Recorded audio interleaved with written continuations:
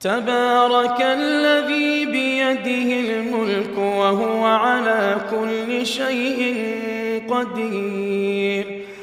الذي خلق الموت والحياة ليبلوكم أيكم أحسن عملا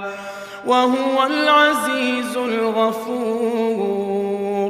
الذي خلق 7 سماوات